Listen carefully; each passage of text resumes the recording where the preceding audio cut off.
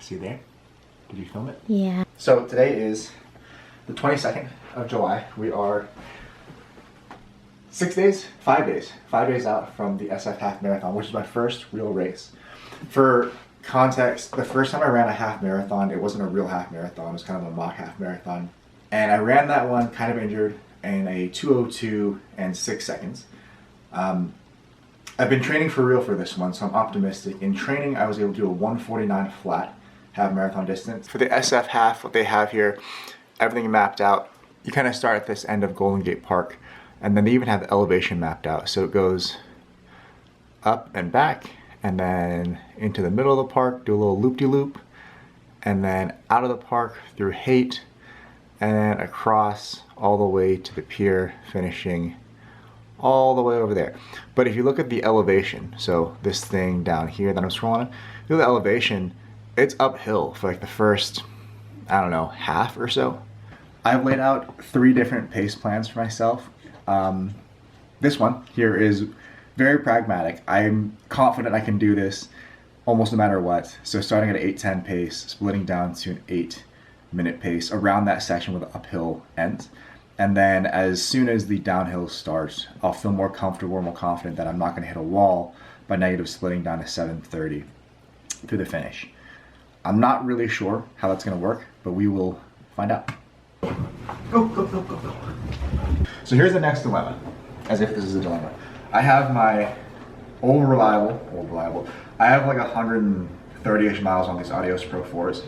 Like these a lot, very comfortable. Christine got me the fast R3s. Really fast. I haven't put that many miles into these, maybe 25 miles. They do feel really fast, but they also feel noticeably less stable than the Adios Pro 4s. Because my other Alpha Flies were broken, Christine surprised me with these this week.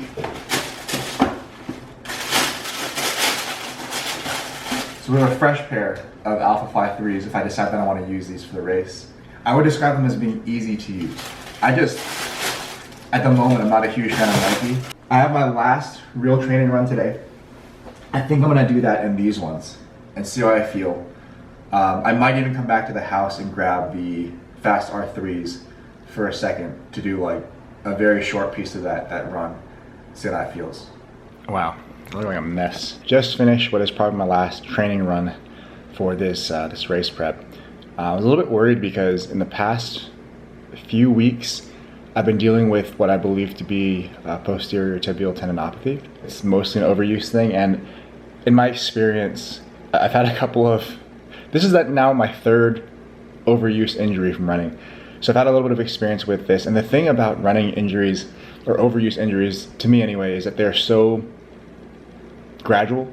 They kind of sneak up on you. You don't really notice as they're happening, and then by the time it's kind of a serious problem, at least to me so far, by the time it's a serious problem, it's a bit too late to undo. And like in this case, it's worrying because it's so close to the race. Today, we had a short warm up and then 1 mile easy, followed by 2 miles at kind of race pace. So the goal was I gave myself a lot of breadth there. So between a little bit fast in the race, so like threshold pace, all the way up to race pace, like my slowest race pace. Whatever it felt like was appropriate at that 2 mile stretch. A 7:24 mile average is much faster than I need to go during the race. So that's pretty reassuring. And at least at the moment, my ankles and calves feel okay. There's a point after maybe 1.25 miles, mile and a half where I don't really notice it anymore. I can tell it's there, but it's slight enough that I'm not really thinking about it when I'm running. And I hope that ends up being the case on race day. Did you guys know this is a flavor of Pop-Tart? Why did nobody tell me? So it is Friday, 25th. We are 2 days out. So today's my last day of any sort of training. I'm gonna head to the gym in a little bit, but before I do that, I'm gonna do the super bro thing, right? I'm gonna eat some Pop-Tarts. I don't like to be full when I do a long run. So I was doing something like a Cliff Bar, which I've brought with me just in case.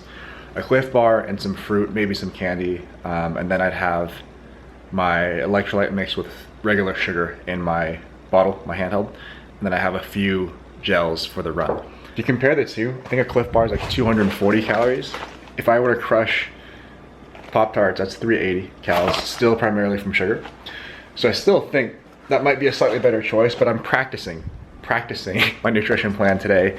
I have for the past couple of days. I haven't felt anything weird eating the Pop-Tarts, so I'm probably gonna go with that. But you can also see I've got all my stuff laid out, packed up kind of. Here's part of my race kit, my handheld bottle, my bib snaps. I've got my watch in there with my glasses. Race day foods for kind of the morning of. And then for Saturday, I have some stuff. Some of this stuff is probably unnecessary, kind of just extra in case I end up eating it. And then all this stuff goes in this bag. Old reliable hat. And then I've got my race shoes in there. I'm gonna bring an extra pair of shoes just in case I change my mind. But in here I have the Pumas. Wow, it's very crowded, huh?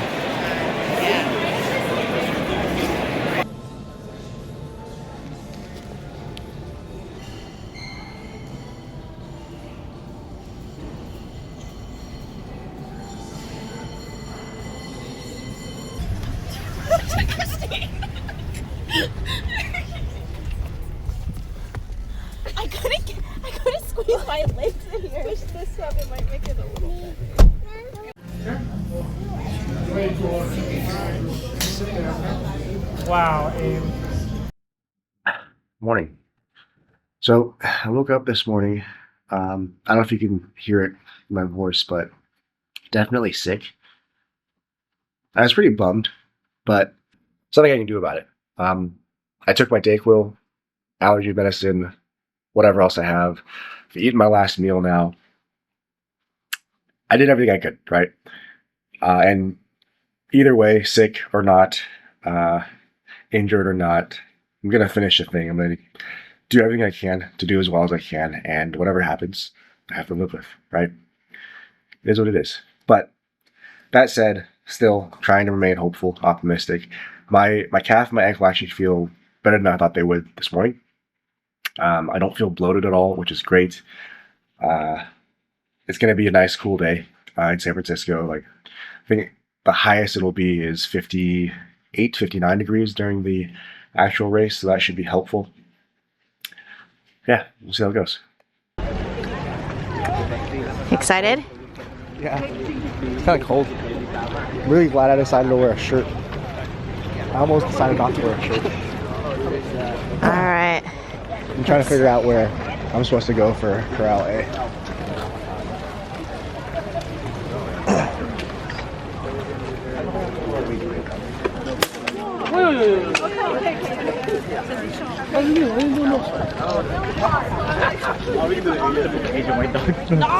Honus, Chargol, Garmin, UCSS, Sports Basement, Athletic Brewing, Run Dot, and Zenny. Thank you for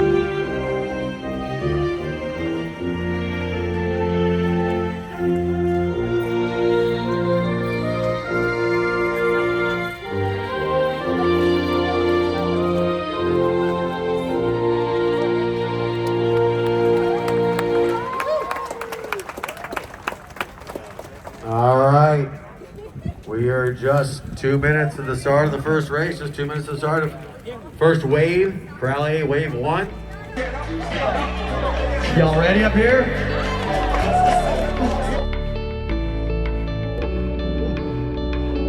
10, 9, 8, 7, 6, 5, 4, 3, 2, 1.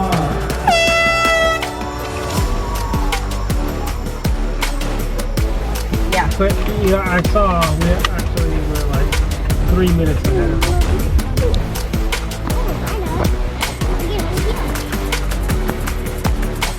Good job.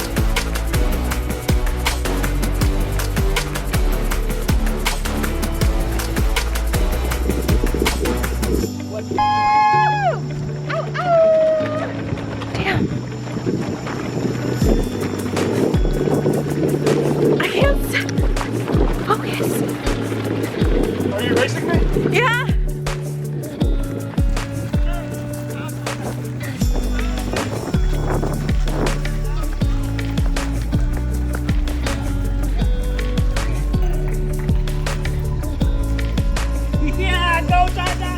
You've got the 52 club challenge. You can remember go for that one. That's if you do both the first.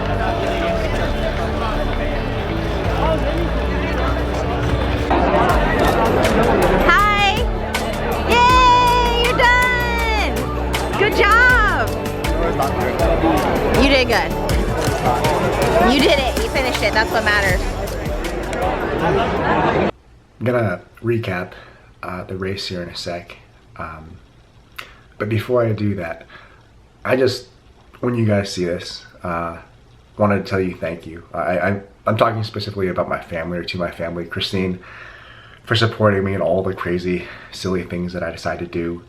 My cousins, Amy, Mikey, Shelby, and my niece and nephew, Cora and Kai, for coming for the weekend and running around with us and just being there to share the whole thing with us. It was very special. And there were multiple times when I was like going through it during the race. I thought about all of my people and it kept me going. You guys saw earlier in this video probably, I talked about my plan, and man, things did not go that way at all. So the nutritional half of this, I think I did as well as I possibly could out of there. I'm happy with that strategy. If I could change one thing, it would just be that I wouldn't have backloaded my food so much. I would have ran that more like a peak week for a bodybuilding show where I front load and then taper back later in the week, because I felt like full to the point of being sick for about a day and a half there. I'm estimated that I'm burning about 1,800, 1,900 calories in a run like that. I didn't feel too bad the morning of the race as far as, you know, bloating or fullness. As far as the race itself though, I mean, I think I might have had a clip of this, but I woke up feeling pretty rough, definitely in the midst of the cold or something. And that's just, you know, super discouraging. The first time I ran a half marathon was late last year. I did a 2:02 for the 13-1, and that wasn't an official event or anything. It was just something that I did with Ross and Matt. And that was rough for me in a similar way because I had a knee issue going on, like pretty sharp pain that it stopped me like half a mile into that run. But I just, you know, gutted through it. And then in this race, you know, I was sick. The illness definitely affected me a little bit. Like I felt congested, a little headachy, nothing much more than that. But as the run went on, especially when my heart rate got up there, I don't know for sure, I can't know, but I feel like I was breathing way harder than I would normally have, even at that intensity. And then my PTT, my posterior tibialis, the pain in my ankle was pretty intense already by mile 3. And then just got worse after that. I honestly don't believe that affected me that much. I can deal with the pain there. It's more so the breathing thing that was screwing with me. I had a whole, you know, pace strategy planned out, but I was not at all prepared to deal with the hills in the first part. The first 4 or 5 miles go around Golden Gate Park. There's a lot of hills there. It's primarily uphill for that section. And the uphill sections, what I told myself was if I fall behind my planned pace, that's totally fine. The downhills were hard for me to figure out because I kind of thought to myself, I'm just going to give it nothing. I'm going to basically coast, move my feet quickly enough that I don't fall, and see what that feels like. And there were sections in there that were steep enough that I was running way too fast. My heart rate was spiking. And then after it spiked, you know, I'd come up into the next uphill section gassed. That uphill section was then way harder than it needed to be, and just rinse and repeat a bunch of times for the first 4 or 5 miles. There's a clip in here, I think it was probably close to mile 4, maybe 4.5 when we're getting close to exiting the park, where Christine found me and she was kind of running alongside. I felt like trash at that point. My ankle was killing me and my heart rate was probably like 185, 188, something ridiculous. That felt pretty bad, and I was super discouraged because there was moments in there where on steep uphills I was going like a 10-minute mile pace, that's just not good. That's so far off pace. Another thing that was tough for me is that this being my first real race, I was, you know, super excited, and off the start line I kept telling myself, you know, these people are going to pass you. I was in corral A. I don't know how that happened, but I was in the first corral. I set myself back into like the second or third wave, but I kept telling myself, you know, these people are going to pass you and that's okay. Like your race strategy is that you're going to start out a little bit slower and then you were going to try to negative split. And it was discouraging, you know, watching all these people run past me through the park, through the first handful of miles. And that was tough because I carried that feeling with me for, you know, at least the first third of the race. And then not until probably miles maybe 7 to 9 did I start seeing some of the same people that I corralled with, and I was passing them. And in that section, you know, that midsection, I think that's where I tend to be pretty strong, because I think that's where most people kind of fall off. And I was feeling okay. So I was going and I was, you know, making up some ground, but, you know, at some point I just stopped checking my watch to see what the pace was, because I was pretty confident I was going about as fast as my body would let me. If I went any faster, I don't think I would have finished strong at all. It was weird. By the time I got near to the finish, I was pretty sure we'd already finished 13:1, at least according to my watch. I could have sworn it said that. But, you know, the mile marker said otherwise, so I just kept going. I finished that last section, that last quarter, about as fast as I could. But I'll throw this up on the screen too. You'll see my official chip time was a 1:48:39. Garmin has it at 13.34. So my watch tells me that my half marathon, or sorry, my 13.1 mile time was actually 1:47. But again, my official time, my chip time was 1:48:39, which technically either one is a personal best. My best so far has been 1:49 in training, but that was, you know, peak fatigue. So it doesn't feel good knowing that despite the taper and despite, you know, all the excitement of race day, I wasn't able to go much faster. Trying my best not to be disappointed. I do think that given the conditions, given the circumstance, that was the best I could have done. I think if I were like fully healthy, as far as, let's just say I wasn't sick, even if my ankles bothered me, I think 1:45 may have been there. But, you know, anything less than that or anything faster than that, just there's no chance. Not yet. This experience has been a lot of fun. I don't feel great right now, but it's just, you know, I'm in a little bit of pain in my left ankle. Definitely not feeling great as far as whatever this is, a cold, but nothing serious. I'm excited to give it a few days, maybe get back to training and get ready for CIM end of this year. I'm kind of thinking maybe I do another half between now and then, just to get some more race experience and get used to the feeling, so I'm not so nervous and overly excited when it comes time to do it again. But my main learning points are: 1, I need to practice running on hills and figuring out what exactly I do with that. 2, I would definitely want to try something slightly different for my my carb taper the week of a race. And then 3, probably the most important takeaway, I've been thinking about this a lot in the past hour or so since I got home. I'm just really grateful that I'm at this point in my life where, and me and Christine talk about this quite a bit, but I'm at this point in my life now where almost all of the really hard things that I do are things that I'm choosing to do and that I want to do, right? I'm not really obligated to do things I don't want to, you know, with my career or anywhere else in my life for that matter. And that's great. It means that stuff like this, as much as I might be slightly disappointed, as much as, you know, in the midst of the race I was in a lot of pain, I can always remember, think back to myself like, this is a choice. I am very, very lucky that I get to do things like this, that I have people around me to support me when I decide to do something silly and difficult like this. And I couldn't be more grateful. I couldn't be happier. Thanks for watching. I'll see you guys next time. Take care.